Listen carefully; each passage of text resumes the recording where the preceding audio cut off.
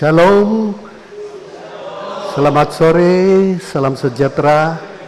Selamat berjumpa lagi dalam kuliah awam umum dalam segmen Pastoral Care dan Counseling. Dan hari ini adalah hari yang keempat. Ada minggu yang lalu saya dapat feedback, tanya orang bagaimana selamanya 3 kuliah yang setelah ini.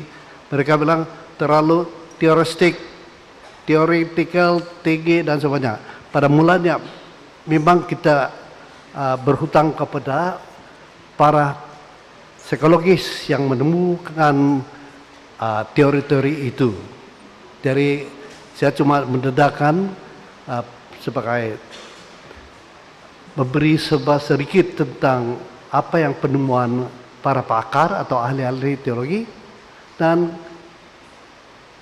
setelah kita tahu teologinya, teori-teori dan juga pendekatan-pendekatan yang digunakan oleh beberapa, sekurang-kurangnya saya telah mendedahkan 3 aliran. Ya, Sigmund Freud, psikoanalitik, pemusatan manusia dari Carl Rogers, dan Albert Ellis tentang tingkah laku. Hari ini saya harap perkongsian ini yang lebih turun ke bumi. Bukan lagi kita di awan seperti yang kamu mahasiswa-mahasiswi belajar filsafat yang tidak tahu kapan mau turun. Macam awan yang tebal. Harap-harap sore ini dia turun hujan ya. Judul hari ini ialah tentang saya mau semua yang teori-teori, teologi dan juga aliran-aliran turun ke bawah dan aplikasikan kepada kita.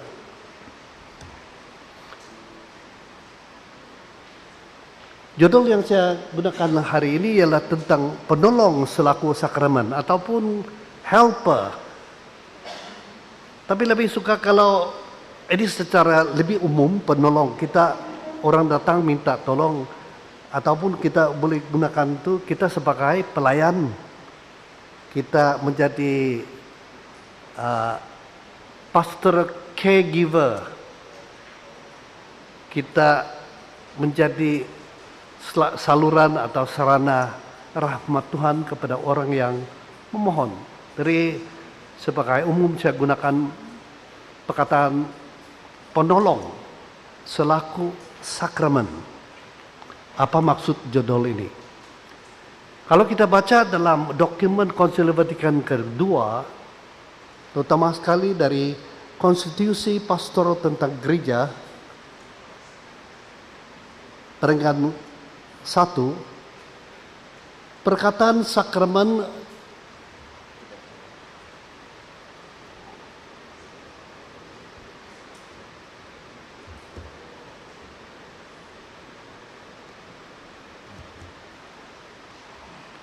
maaf, technical error sedikit, sekarang harap bisa nampak ya, oke. Dalam, kalau saya tidak salah, dalam Latin ini Lumen Gentium, Pastoral Constitution on the Church, on the Modern Church.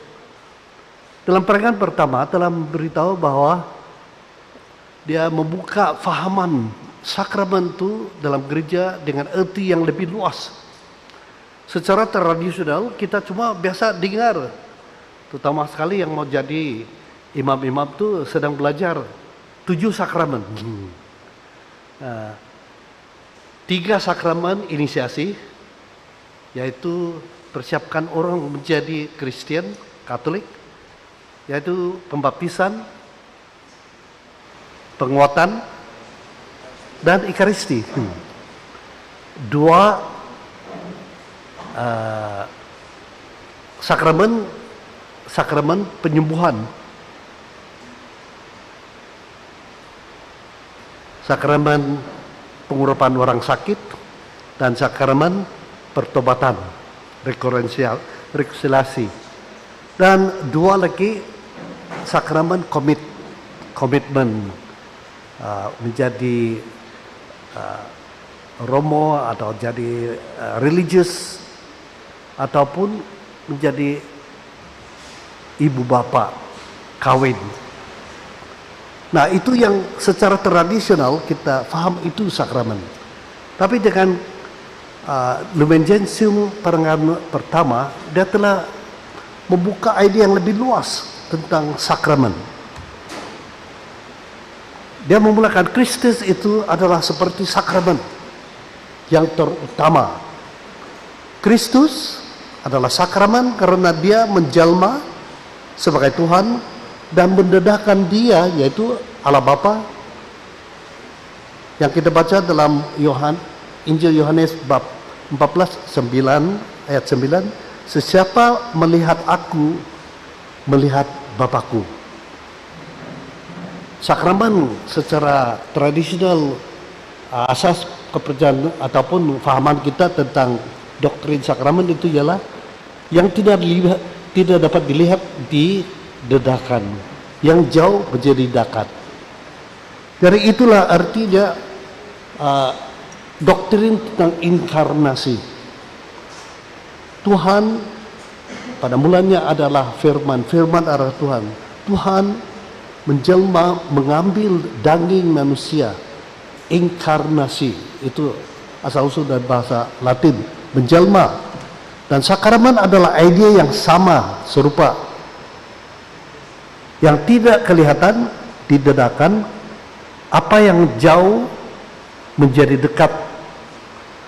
Dari surat Yohanes pertama ayat 1 hingga 3. Nah, ini lambang mesianik bintang kejora. Kalau kamu ada peluang pergi ke Yerusalem, pergi Bethlehem, ini tanda dia di mana Yesus dilahirkan. Di bawah itu adalah gua.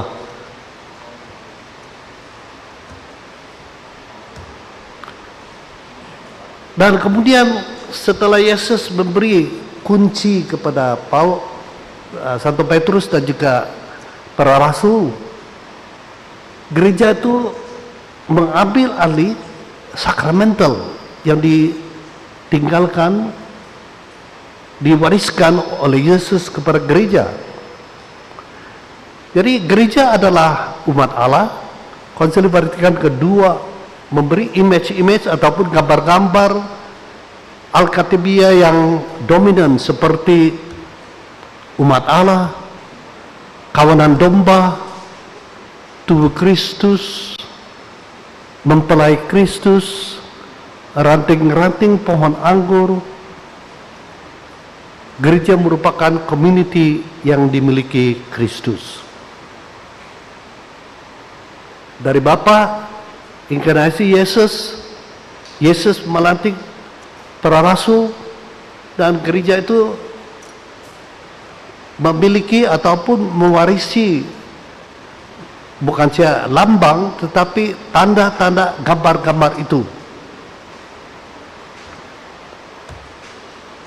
Sakramen berarti mengambil arti yang luas seperti yang Lumen Gentium beritahu kita, community umat manusia, konstitusi pastoral tentang gereja. Peringatan 1, kita menjelma Kristus, tubuh Kristus, seperti Kristus. Seorang Kristen menjelmakan sesuatu dan mendedahkannya supaya dapat dilihat. Apakah kita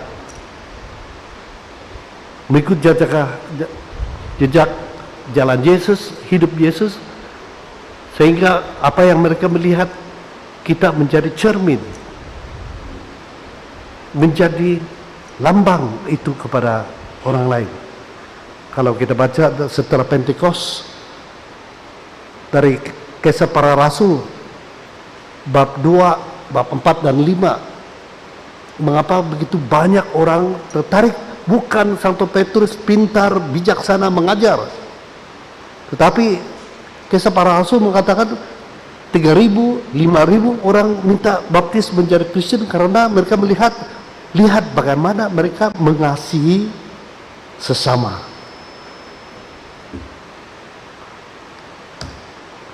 Setelah kebangkitan, tubuh Kristus itu dipahamkan sebagai gereja.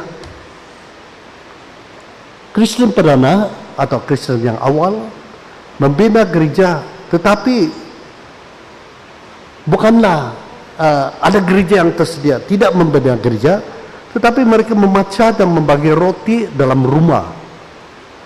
1 Korintus bab 11 ayat 17 hingga 34. Di dalam sesama mereka bertemu, menghormati dan melayani Tuhan.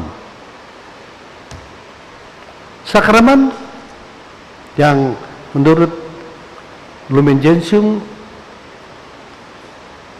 para satu community umat Kristen yang dilambangkan oleh jamuan yang terakhir.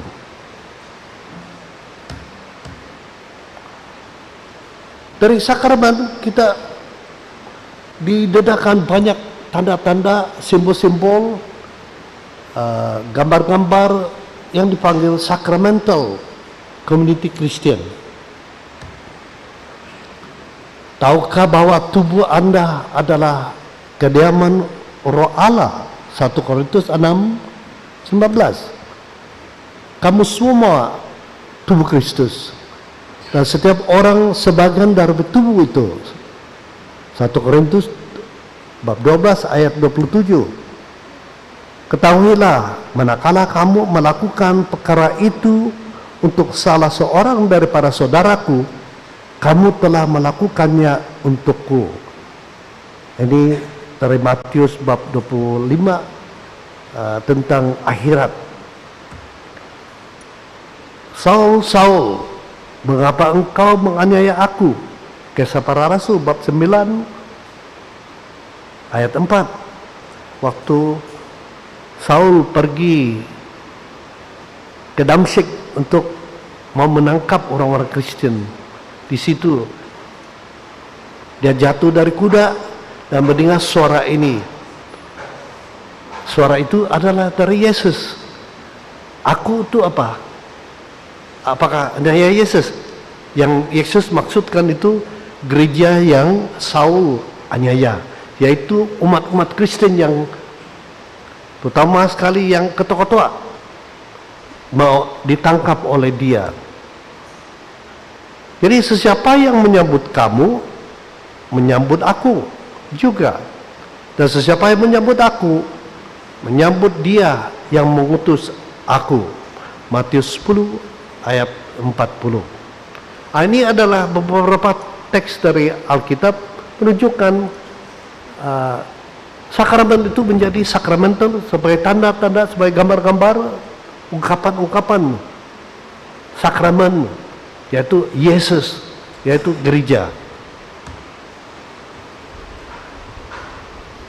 Kita sebagai pembantu atau penolong ataupun sebagai pelayan, apa saja perkataan yang kamu mau tukar dalam pembantu itu, kita sebagai menolong orang lain. Dalam semangat Yesus, kita adalah penjelmaan kehadiran Tuhan dan kenyataan dalam dunia. Pertemuan kita dengan sesama, dengan orang lain adalah sakramental. Sebagai seorang penolong ataupun pastor counselor ataupun pendoa ataupun pastoral caregiver boleh menganggap dirinya menghadirkan Tuhan kepada orang lain dengan sifat keprihatinan, belas kasihan, penerimaan, sokongan ilahi, dan lain-lain.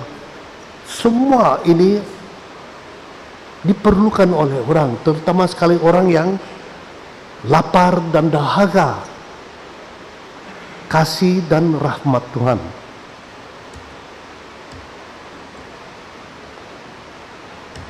Kehadiran ilahi,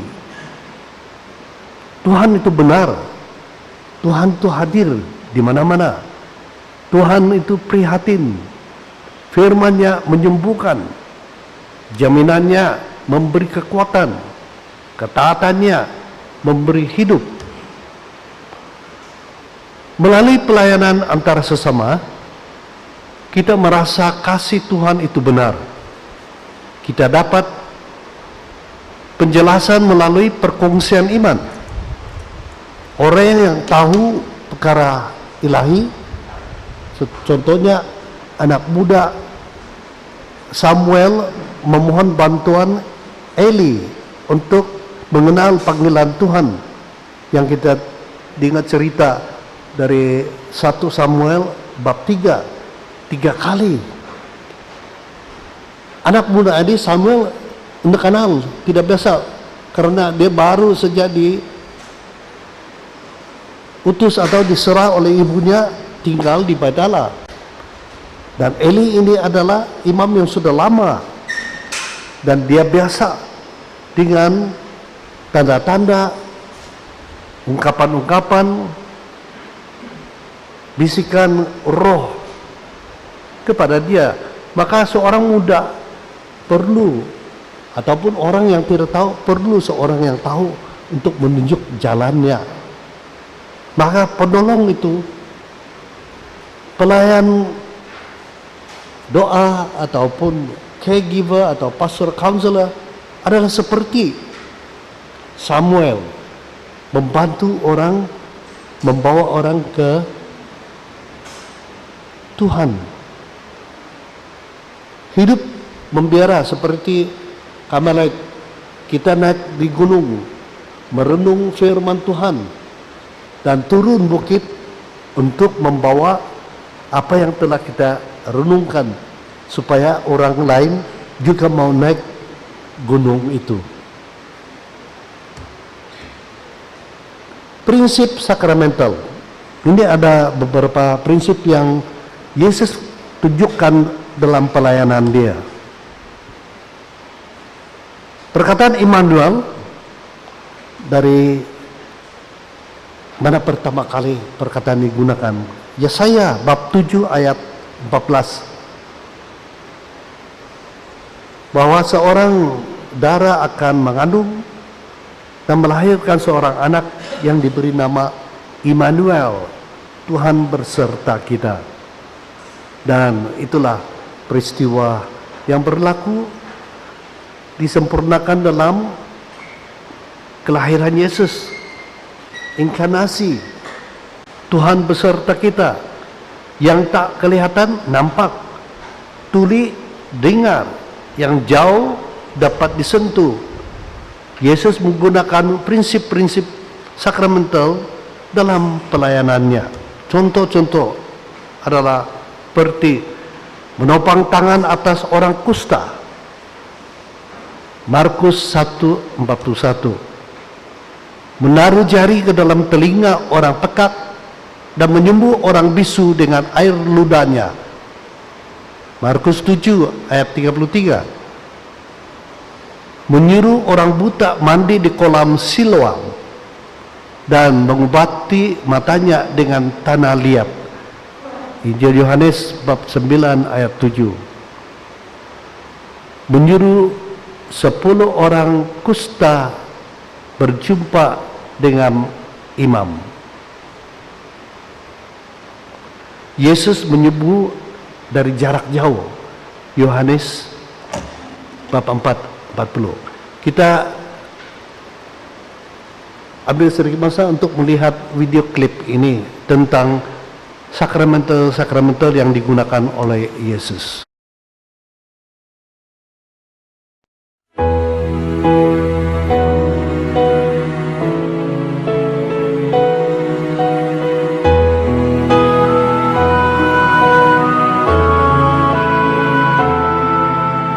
Terkadang kita merasa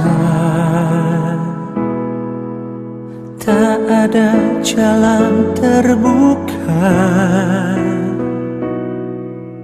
tak ada lagi waktu, terlambat sudah.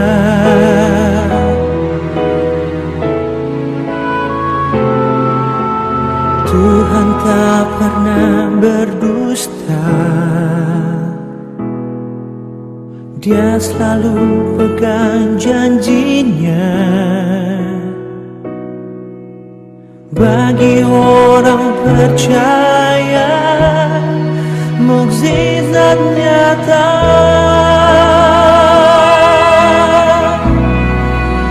Dia mengerti, dia peduli persoalan yang sedang terjadi. Dia mengerti, dia peduli persoalan yang kita alami. Namun satu yang dia minta, agar kita percaya sampai mukjizat menjadi nyata.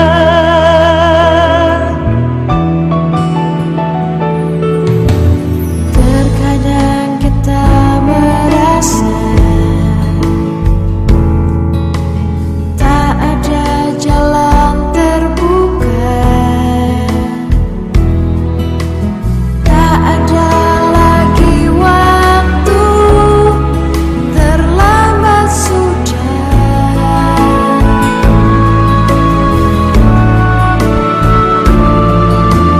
Tuhan tak pernah berdusta,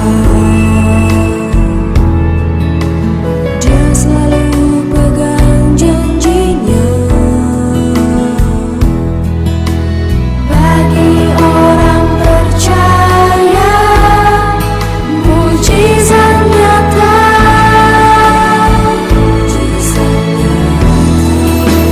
Dia mengerti, dia peduli persoalan yang sedang terjadi. Dia mengerti, dia peduli persoalan yang kita alami.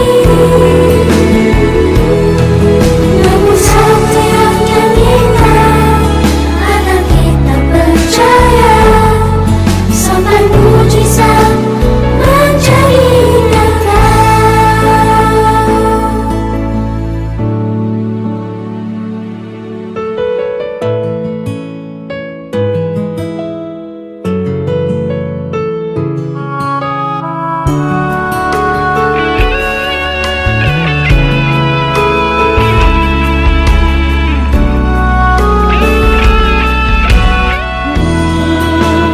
Dia mengerti, Dia mengerti, dia peduli dia peduli persoalan yang sedang terjadi. sedang terjadi.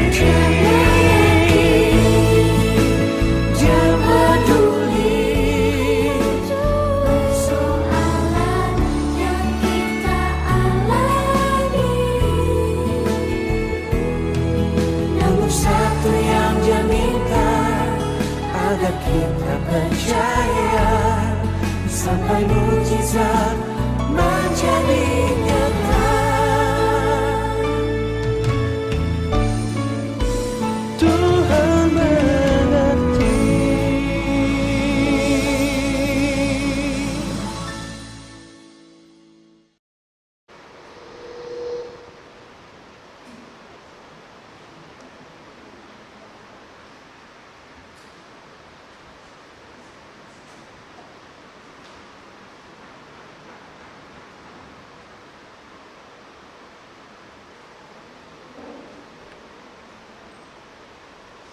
Kalau kita baca dalam buku kelima hukum gereja, dia adalah tentang sakramental. Sakramen itu adalah seperti yang saya katakan 7 sakramen. Sakramental adalah bukan lagi sakramen yang diciptakan, dimulakan dan diserahkan, diwariskan oleh Yesus kepada kita. Sakramental adalah dari gereja, seperti gambar-gambar, salib-salib, tanda-tanda yang lain.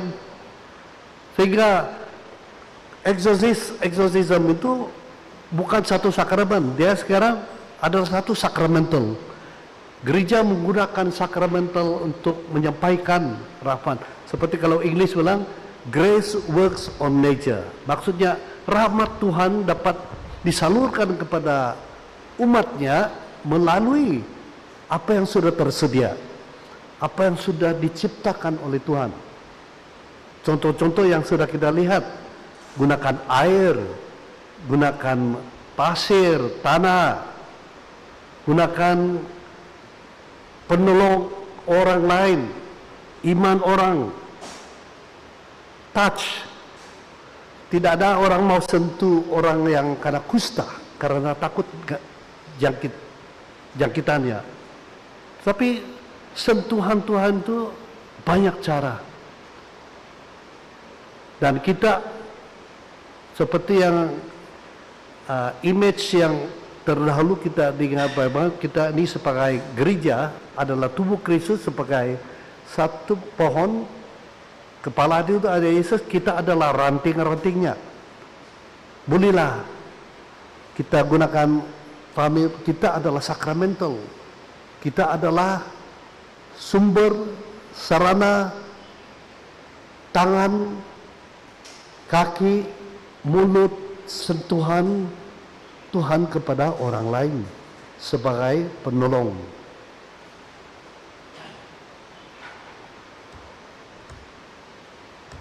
Tetapi ada juga harus berhati-hati. Yang selalu saya baca buku-buku perkongsian dari Romo Yohanes, dia selalu rujuk kepada nasihat dari Santo Yohanes dari salib. Terkadang kita terlalu bangga sehingga berulang-ulang menceritakan sesuatu kejadian atau sesuatu penyembuhan, sesuatu bantuan yang telah orang terima melalui kita, sehingga kita menjadi bangga. Lambat laun kalau berulang-ulang itu, Yohanes dari salib kata itu menjadi kebanggaan sia-sia. Kebanggaan sia-sia itu bukan rahmat lagi, itu dari syaitan. Itu boleh menjadi kita jadi sombong, menjadi angkuh. Jadi sebagai seorang penolong, seorang pelayan, menandakan kehadiran Kristus. Tuhan menggunakan kita. Kita membenarkan rahmat Tuhan itu lewat kita bantu orang lain. Tetapi seringnya kita kekurangan kebajikan Kristus.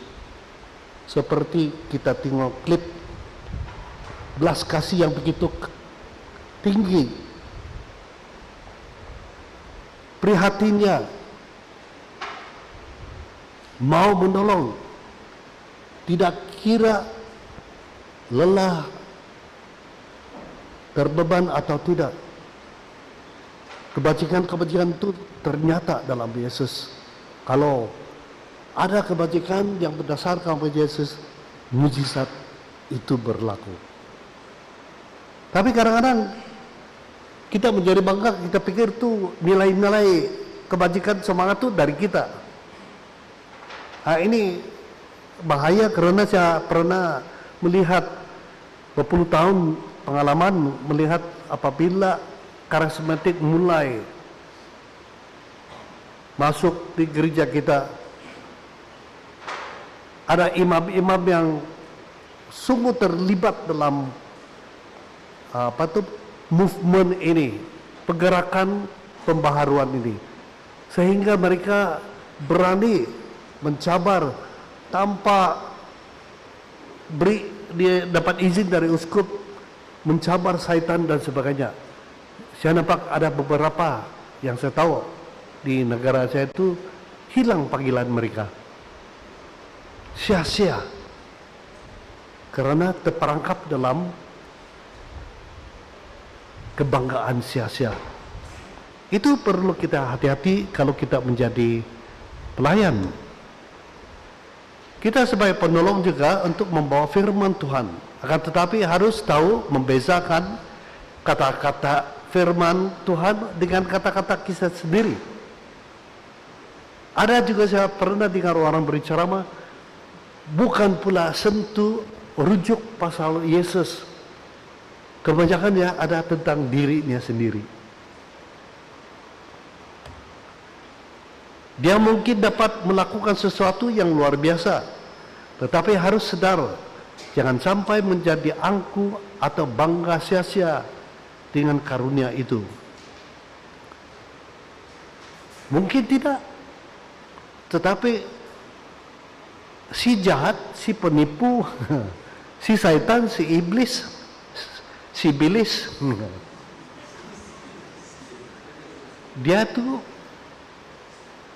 tahu kelemahan kita, seperti raja yang pernah jatuh, seperti Lucifer. Dia angku, dia tahu itu yang melawan Tuhan. Dilanda dengan kelemahan. Tetapi juga dari pengalaman Paulus,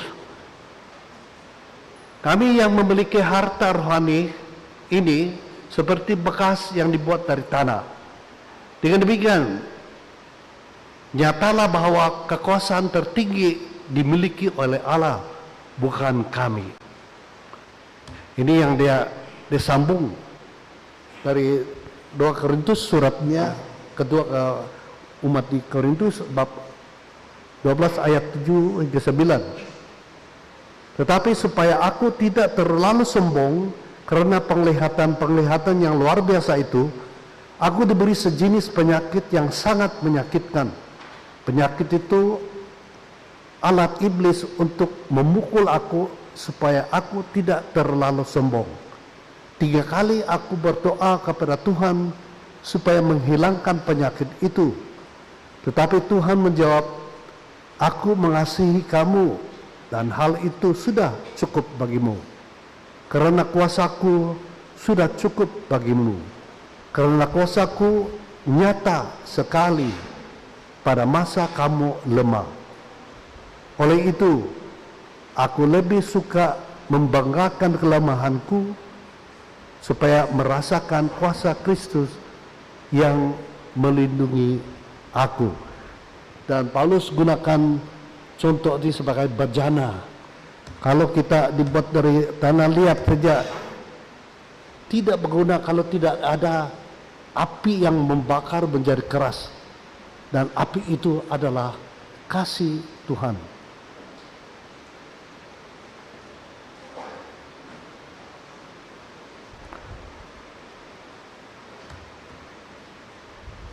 Harapan kita pada Tuhan, kesedihan dan kesengsaraan kita seperti diluahkan oleh Santo Paulus.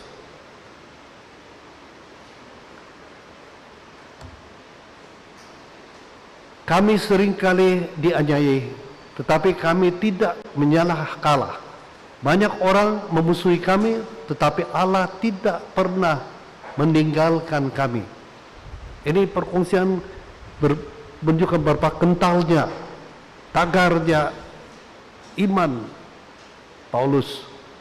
Sepanjang hidup kami, dia kata, kami sentiasa diancam oleh kematian Yesus, supaya kehidupan Yesus pun nyata pada tubuh kami yang fana.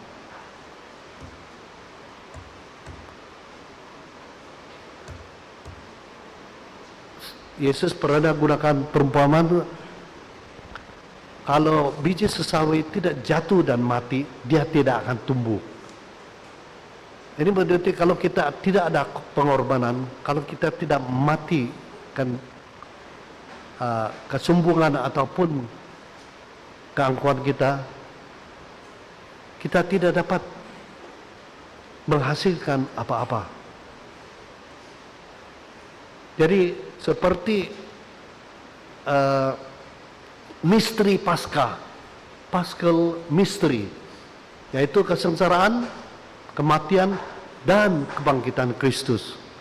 Begitu juga Kalau kita mau menyelamatkan orang, kita mau menyembuhkan orang, orang mau dibantu, sudah tentu kita korban masa kita, korban kesukaan, kecenderungan kita yang lain supaya orang dapat dibantu. Walau mungkin ia menyiksa kita, dia akan berbuah. Dalam kesengsaraan dan kekurangan kita, kita mencari saluran pengantara untuk orang lain melalui hidup kita. Ragu-ragu menyahut. Ramai berpikir ingin membantu kalaulah kita sudah cukup sedia. Tapi ini akan, nanti tunggu saya bersedia dulu. Nanti sampai tua belum bersedia.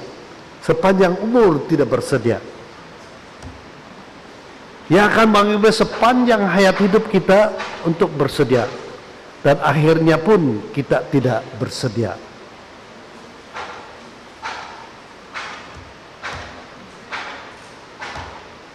Ada beberapa contoh dari kitab suci. Ada nabi-nabi yang enggan. Jangan takut. Mereka pun pernah takut, segan, dan buat alasan. Jeremia mengatakan, Tuhan saya tidak pandai bercakap. Apa Tuhan suruh dia? Makan ini. Ambil dari kitab suci, suruh dia makan. Lepas itu dibakar dengan arang. Bukan secara fisikal kau makan. Nah, kalau kau makan firman Tuhan, berarti kau renung firman Tuhan dengan aplikasi, maka lidahmu akan dibantu. Yesus beritahu murid-muridnya, jangan takut apa yang masanya bila kamu ditangkap, kamu dianiaya. Jangan takut. Kuatkan iman kamu karena Roh Allah akan membantu kamu bercakap yang betul. Jeremia, Musa serupa juga gegap. Bila Tuhan suruh Musa pergi jumpa dengan siapa? Datuknya. Siapa itu? Firaun. Saya tidak pernah cakap. Dia ada penyakit yang gegap. Tuhan bilang yang susah. Antar kakakmu. Siapa itu? Aaron. Paulus mengaku sedemikian juga. Dia sendiri pun ada masalah. Tapi ini tidak menjadi halangan. Yang penting Tuhan selalu pilih orang bukan yang sempurna. Kalau kita terlalu sempurna, sombong, rahmat Tuhan tidak boleh masuk lagi. Karena kita penuh dengan kesombongan. Kalau kita kosong, rahmat Tuhan boleh masuk. Itulah kita yang ada otak-otak, boleh belajar sebanyak, ada kesombongan sedikit-sedikit. Itulah kita diajak belajar merendahkan diri dengan kerelaan sendiri, merendahkan diri supaya Tuhan dapat memberi rahmat. Kalau tidak, aku dan aku. Nah, ini semua orang cari terkenal. Nabi Jeremia, Nabi Musa, Santo Paulus terkenal di Alkitab. Tapi kalau kita lihat latar belakang, mereka ada kelemahan. Tapi dari perkongsian mereka menyerahkan kepada Tuhan. Seorang penolong merupakan sakramen kepada sesama. Seperti semua sakramen, kita tidak berdaya mengungkapkan apa yang kita mau sampaikan. Kita seperti bajana, kekuasaan tertinggi dimiliki oleh Allah. Kalau tanpa api cinta kasih, api yang mengeraskan bejana itu, kita lembek, tidak ada tenaga, tidak ada kekuatan, seperti jelly.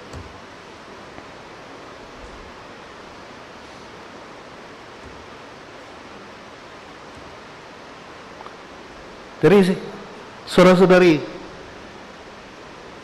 kita sebagai kuliah ini segmen yang pertama hari ini menunjukkan bahwa kita seperti sakramen. Bukan 7 sakramen itu, tapi lebih luas pengertian. Kita menjadi seperti pahaman kita belajar sakramen. Yang tidak nampak, kita tunjukkan, menghadirkan dalam liturgi. Dan rahmat Tuhan, sentuhan Tuhan, penyembuhan Tuhan,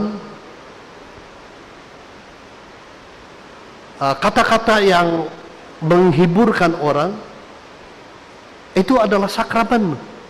Dan kita adalah saluran itu. Kita adalah sakramental. Kalau kita bersedia untuk menjadi sakramen dengan arti yang luas itu, kita menjadi saluran kepada orang yang datang memohon supaya rahmat Tuhan membuka mereka dan menerima kasih Tuhan kepada mereka melalui kita sebagai sakramen. Jadi pada segmen kita ambil masa rehat selama 5 menit, nanti kita sambung lagi sebentar.